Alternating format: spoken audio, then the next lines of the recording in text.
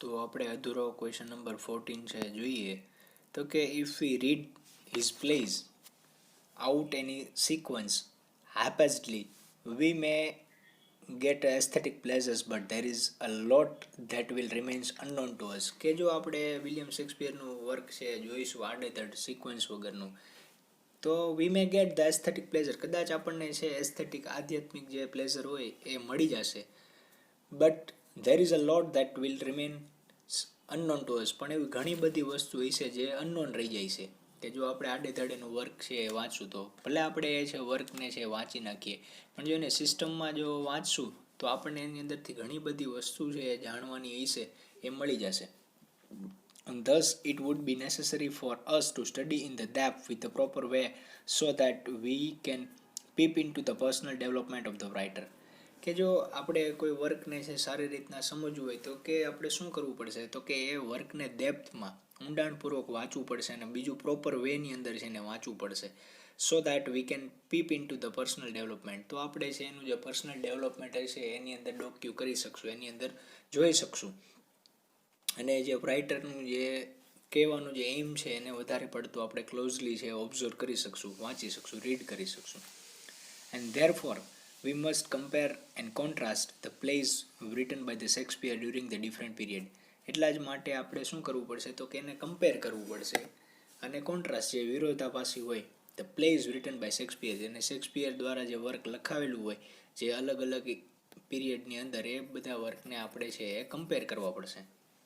અને એ બંને વચ્ચેનો કોન્ટ્રાસ્ટ છે આપણે ફાઇન્ડ કરવો પડશે, વિરોધાભાસ છે ગોતવો પડશે. And thus we must compare the works in matter that spirit in the method of style. તો મેથડ અને સ્ટાઇલ, તો કે આપણે જો એ કમ્પેર કરશું the work in the matter, કે એવી રીતના તો કે જે સ્પિરિટ એમની જે ભાવના હશે, મેથડ અને સ્ટાઇલ અને એની અંદર જે પદ્ધતિ હશે અને એની જે શૈલી હશે એ આપણે સમજી શકશું. That way we can understand the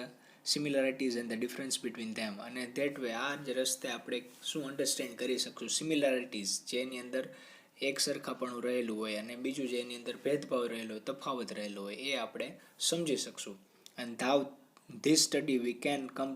to know the individual genius of the Shakespeare. અને આ સ્ટડી દ્વારા આપણે શું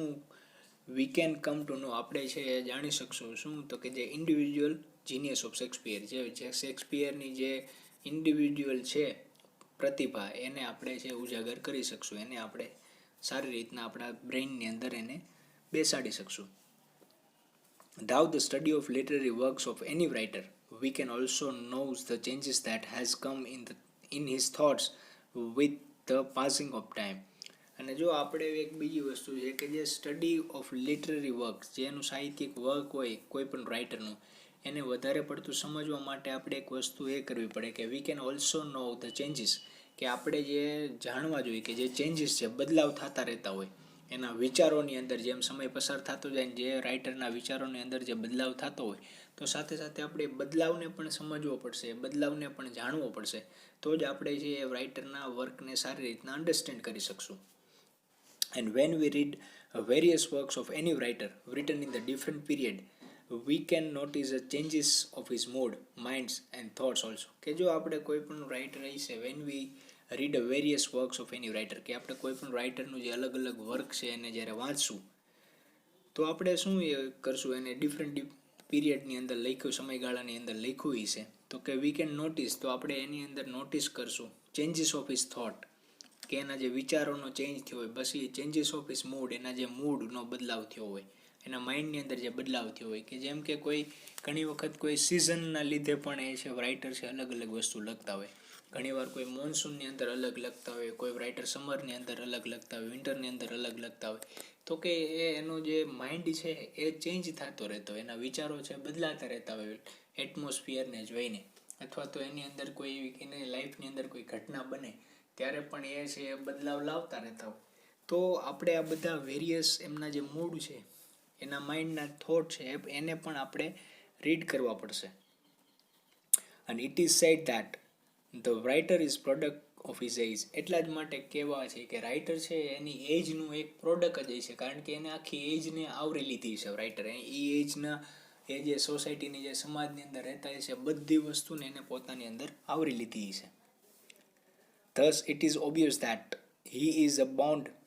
to be the influenced by the events that take place during his age. તો એ ઓબ્વિયસ છે વસ્તુ કેવી કે એક પ્રકારનું બોન્ડ છે કે જોડાણ છે ટુ બી ઇન્ફ્લુઅન્સ કે જે એની ઉપર બહુ મોટો પ્રભાવ છોડી ગઈ છે. કઈ તો કે જે ઇવેન્ટો એના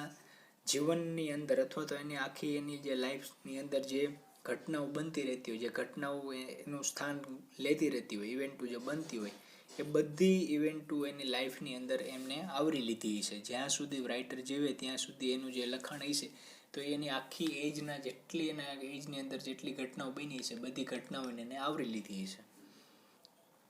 And thus, thou any period of the writer, we can come to know how that age affected him. અને જો આપણે એનું આ જે વસ્તુ રીડ કરશું કોઈ રાઇટરનું of any period of the writer, તો રાઇટરનું કોઈ પણ જે સમયગાળો હશે તમે એ લઈ લ્યો, વી કેન કમ ટુ નો, તો આપણે એ વસ્તુ જાણી શકશું શું ધેટ હાઉ એજ અફેક્ટેડ હિમ, કે કોઈ એજ છે, કોઈ સમયગાળો છે એને કેવી રીતના અફેક્ટ કરી ગયો. માનો કે કોઈ રાઇટર છે એમને અમુક સમયે અમુક એજની અંદર એની લાઈફમાં કોઈ ઘટનાઓ બની હોય તો એ ઘટના જ્યારે બની છે પછી એ ઘટના પછી એ પોતાનું લખવાનું જો કન્ટિન્યુ રાખશે તો એ એવી વસ્તુ લખશે કે જે એની સાથે ઘટના બની છે એ વસ્તુને એ ઘટનાને આવરી લેશે પોતાના વર્કની અંદર અને પછી એ પોતાનું વર્ક છે એવું રજૂ કરશે આપણી સામે. તો આગળ જોઈએ તો it is said that the writer is the product of his age. એટલા જ માટે કહેવાય છે કે એ રાઇટર છે એક પ્રોડક્ટ છે એની એજનું. અને for instance the writer after Second World War will reflect certain factors like insecurity, existentialism, etc. in their writing. તો તમે ઉદાહરણ તરીકે લઈ શકો કે જે સેકન્ડ વર્લ્ડ વોર આવી જ્યારે એ બીજું વિશ્વ થયું ત્યારે તો એ સમયનું જે લખાણ છે એ કેવું છે તો કે રિફ્લેક્ટ સર્ટેન ફેક્ટર્સ, તો અમુક ફેક્ટર્સ છે એ રજૂ કરશે. કેવા તો કે જે ઇનસિક્યોરિટી અસલામતી છે, પછી જે અસ્તિત્વવાદ છે એક્ઝિસ્ટન્શિયલિઝમ એ બતાવશે ઇન ધેર રાઇટિંગ. તો એ સમયના રાઇટર હશે તો એ આવી વસ્તુ છે લખશે તો કે એ સમયે એ વસ્તુ એમને અફેક્ટ કરી ગઈ એટલે એ સમયના રાઇટર છે એ વસ્તુ આપણને બતાવશે. હવે આગળ નેક્સ્ટ પેજ ઉપર જોઈએ તો In the same way, the author is also influenced by the writers of his age and his preceding authors also. તો કે એ જ રીતના આપણે કહી શકીએ કે the author is also influenced, કે એનું છે ઘણા એની સાથે જે સહપાઠી એમના જે રાઇટર હોય એની એજમાં લખતા હોય એનો પણ એની ઉપર પ્રભાવ પડતો છે જોવા મળે છે. કે જેના આગલા રાઇટર હોય અથવા તો એ કોઈ રાઇટરને સ્ટડી કરતા હોય અથવા તો એમના જે સમકાલીન હોય એમનો પણ થોડોક ઇન્ફ્લુઅન્સ ક્યારેક આપણને એમની ઉપર પડતો જોવા મળે છે. And thou comparative method, the reader can come to know that how the fundamental themes of the literature like virtues, vices are handled by the great writers, by different people at the different times. કે comparative method અને the reader can come to know, કે comparative method દ્વારા છે રીડરને છે એક વસ્તુ જાણી શકશે કે જે ફંડામેન્ટલ એના જે મૂળભૂત હોય એની જે થીમ હોય અને જે લિટરેચરની કેવી તો કે જેના પુણ્ય હોય અથવા તો વાઇસીસ એના દુર્ગુણો હોય handle by the great writer, કે જે છે હેન્ડલ કરવામાં આવતા હોય જે ગ્રેટ રાઇટર હોય એના દ્વારા બાય ધ ડિફરન્ટ પીપલ, કે જે અલગ પ્રકારના માણસો હોય ને અલગ સમયે હોય. To understand any authors fully one has to go beyond his personality and work. કે જો કોઈ ઓથરને અન્ડરસ્ટેન્ડ કરવો હોય પૂરેપૂરો તો કે આપણે શું કરવું પડશે તો કે એનો જે પર્સનાલિટી હશે અને એનું વર્ક હશે એની બિયોન્ડ આપણે જવું પડશે, ત્યારે જ આપણે એને સારી રીતના સમજી શકશું. અને one has to understand the influence of that author and other also. અને વન હેઝ ટુ, જો કોઈ પાછું અન્ડરસ્ટેન્ડ કરવું પડશે, સમજવું પડશે કે એની ઉપર જે પ્રભાવ પાડવામાં આવ્યો છે જે ઓથરનો અને અધર ઓલ્સો જે બીજા પણ એની ઉપર જે ઇમેજ છાપ છોડી ગયા છે એ પણ આપણે સમજવું પડશે. And it is fact that in the general evolution of literature, the genius of one race or age will influence the genius of other race and age. કે ઇન ફેક્ટ કે તમે એક વસ્તુ ફેક્ટ છે એ જોઈ શકો કે જે જનરલ ઇવોલ્યુએશન છે, કે જે એક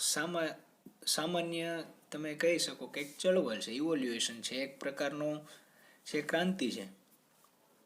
ઓફ લિટરેચરની અંદર કે કોઈ એકની પ્રતિભા છે એ કેવી હશે, તો કે એક જે દોડમાં હશે, એ જે એજમાં હશે, તો એ એજના રાઇટર છે બીજી એજના રાઇટરની ઉપર ઇન્ફ્લુઅન્સ કરશે, એની ઉપર પ્રભાવ છોડીને જાય છે. કે for example, the literature of the romantic age must have influence of the classics and the Elizabethan age. તો તમે ઉદાહરણ તરીકે લઈ શકો કે જે લિટરેચર હતું રોમેન્ટિક એજનું, તો કે એનું ઇન્ફ્લુઅન્સ તમને, એનો પ્રભાવ છે ક્લાસિકલ એજ અને એલિઝાબેથન એજની અંદર તમને જોવા મળશે. ટુ સ્ટડી ઇટ, જો આપણે એને સ્ટડી કરવું હોય છે, one has to compare the literature of romantic age with others. તો જો આપણે સૌથી પહેલાં રોમેન્ટિક એજનું લિટરેચર છે એને બીજી એજના લિટરેચર સાથે કમ્પેર કરવું પડશે. And here the comparative method becomes the most useful. અને અહીંયા છે કમ્પેરેટિવ મેથડ, જે તુલનાત્મક પદ્ધતિ છે, એ વધારે પડતી ઉપયોગી બને છે. The comparative method gives the causes, the study of the influence and the reasons why it happens. કે આ કમ્પેરેટિવ મેથડ છે આપણને છે કારણો છે બતાવે છે કે શા માટે આપણે છે જે ઇન્ફ્લુઅન્સીસ હતા, જે એની ઉપર પ્રભાવ છોડી ગયા હતા, અને જે કારણો હતા why it happens, કે શા માટે વસ્તુ બની, તો એને આપણે સમજવા માટે. અને for instance, if we want to know why anti-sentimental drama has written, કે ફોર ઇન્સ્ટન્સ કે આપણે જે ઉદાહરણ તરીકે જોઈએ તો કે ઇફ વી વોન્ટ ટુ નો, કે આપણે જાણવું હોય કે શા માટે એન્ટી સેન્ટિમેન્ટલ ડ્રામા છે લખવામાં આવ્યા હતા, then we have to study the restoration drama and even the tragedy also. તો આપણે એ સમયનું જે રેસ્ટોરેશન ડ્રામા લખાતા હતા અને જે ટ્રેજેડી લખાતી હતી, આપણે એને પણ પહેલાં શું કરવું પડશે, વાંચવું પડશે, એને પણ સમજવું પડશે. And thus the comparative method make us aware of the talent of particular age and other aspect etc. તો આટલા જ માટે જે આ કમ્પેરેટિવ મેથડ છે, તુલનાત્મક પદ્ધતિ છે, આપણને છે જાગૃત કરે છે એ સમયનું જે પર્ટિક્યુલર એજ, કોઈ ચોક્કસ એજનું જે ટેલેન્ટ હોય અને જે એના બીજા પાસાઓ હોય એ આપણી સામે